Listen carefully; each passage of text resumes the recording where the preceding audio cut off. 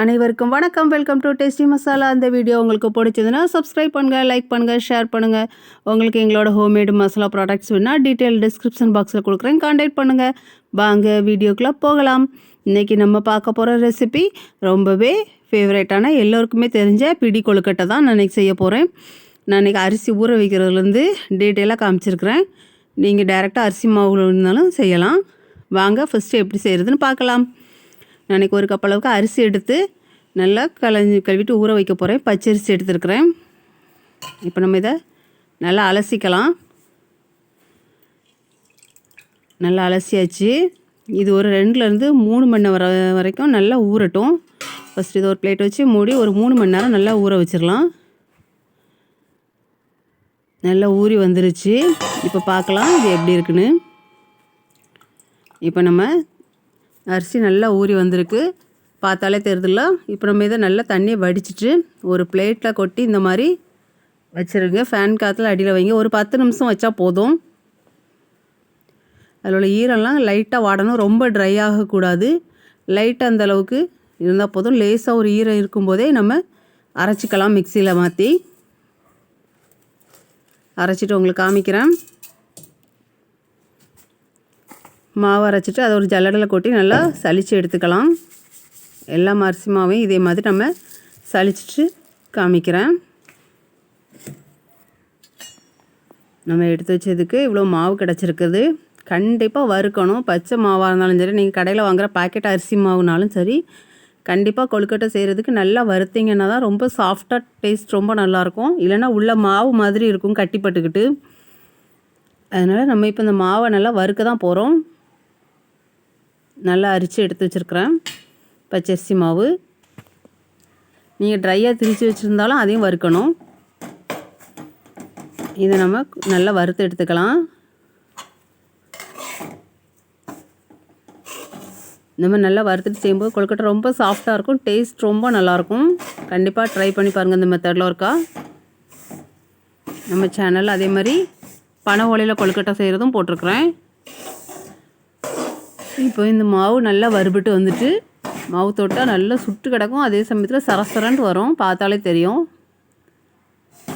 இது பக்கம் கரெக்டாக இருக்கும். நல்லா உதிரியாக வருதா, இந்த ஸ்டேஜில் நம்ம மாவை எடுத்து வச்சுக்கலாம். பனை ஓலை கொழுக்கட்டை ரெசிபி வந்து வீடியோவில் இருக்குது, நம்ம சேனலில் இருக்குது, செக் பண்ணி பாருங்கள். டேஸ்ட் ரொம்ப நல்லாயிருக்கும். இப்போ நம்ம மாவு வந்து ஒரு பாத்திரத்துக்கு மாற்றி வச்சுக்கலாம். அதே வானிலையில் சூடாகட்டும். எடுத்து வச்சுருக்கிற பாசிப்பருப்பு வந்து ஒரு 100 கிராம் எடுத்துருக்கேன். அதையும் சேர்த்து நல்லா வறுத்து எடுத்துக்கலாம். வாசம் ரொம்ப நல்லாயிருக்கும். இந்த மாதிரி நம்ம வறுத்து சேர்க்கும்போது கோல்டன் ப்ரௌன் ஆகிட்டு போதும். நம்ம எடுத்து வச்சுருக்கிற பாசிப்பருப்பு நல்லா வறுபட்டு வந்துருச்சு. இப்போ இதை நம்ம வறுத்து வச்சுருக்கிற அந்த மாவில் சேர்த்து நல்லா கிளறி கொடுத்துக்கோங்க. அடுத்ததாக நம்ம என்னென்ன சேர்க்க போகிறோம்னா, முந்திரி பருப்பு கொஞ்சம் எடுத்து வச்சுருக்கிறேன். இது முந்திரி பருப்பு 1 கப் அளவு துருவின தேங்காய், ரெண்டையும் நெய்யில் லைட்டாக வறுக்கணும். ஃபஸ்ட்டு வந்து கொஞ்சமாக நெய் சேர்த்துக்கலாம். நெய் கொஞ்சம் சூடானோடனே ஃபஸ்ட்டு முந்திரி பருப்பை கொட்டி நல்லா வறுத்து எடுத்துக்க போகிறோம்.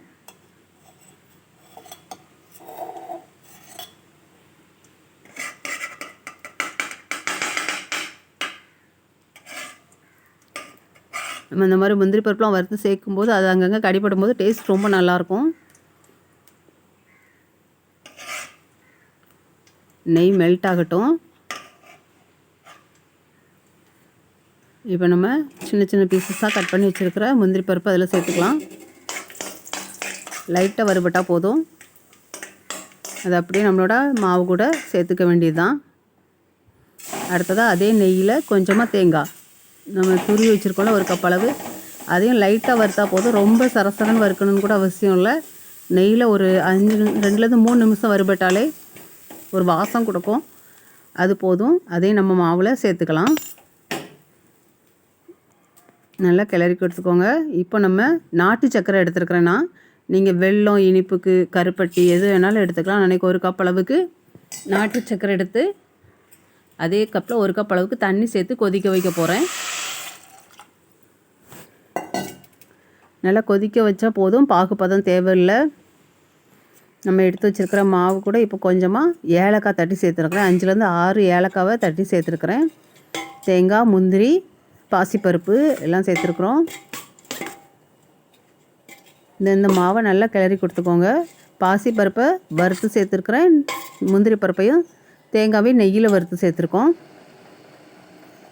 நாட்டு சக்கரை நல்லா கரைஞ்சி கொதித்து வந்துடுச்சு. உங்களுக்கு கல் தூசு எதுவும் இருக்குன்னா அரிச்சு சேர்த்துக்கலாம். இதில் ஒன்றுமே இருக்காது, அதனால நான் அப்படியே சேர்த்துருக்குறேன். சூட்டோடு கொட்டி கிளறிக்கோங்க. வறுத்த மாவுங்கிறதுனால தண்ணி கொஞ்சம் அப்சர்வ் பண்ண தான் செய்யும், நல்லா இழுத்து வச்சுக்கும். சூட்டோடு கொட்டி நல்லா கரண்டியை வச்சு கிளறி கொடுத்துக்கோங்க. நான் ஃபுல்லாக உங்களுக்கு கிளறி கொடுத்துட்டு காமிக்கிறேன். நான் எடுத்து வச்சு அவ்வளோ தண்ணி சேர்த்துட்டேன். இந்த அளவுக்கு இருக்குது. மாவு நல்லா சூடாக இருக்குது, கொஞ்சம் ஆறட்டும்.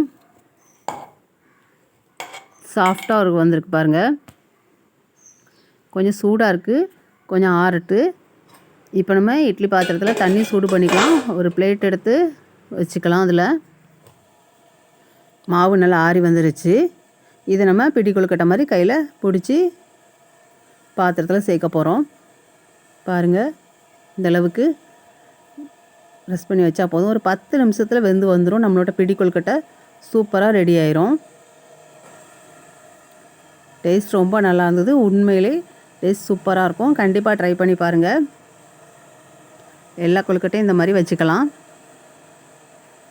நான் அன்றைக்கி பாதி பாதியாக செஞ்சேன். மொத்தமாகவும் வேக வச்சு எடுக்கலாம். பாதி பாதியாக செய்யும்போது ஷேப்லாம் ரொம்ப நல்லாயிருக்கும். கண்டிப்பாக ஒன்றோட ஒன்று ஒட்டாது. நம்ம வறுத்து சேர்த்துருக்கிறதுனால கண்டிப்பாக ஒட்டாது. சாஃப்டாக வந்திருக்கு. இந்த டேஸ்ட்டு மணமாகவும் இருக்கும். இப்போ நம்ம கொழுக்கட்டை நல்லா வெந்து வந்துருச்சு, பார்க்கலாம். அவ்வளோதான், நம்மளோட சூப்பரான சுவையான பிடி கொழுக்கட்டை தயாராகிட்டு. ரொம்பவே சாஃப்டாக இருந்தது. கண்டிப்பாக ட்ரை பண்ணி பாருங்கள். பாருங்கள் எவ்வளோ சாஃப்டாக இருக்குன்னு. வீடியோ பார்த்த அனைவருக்கும் நன்றி. தேங்க்யூ.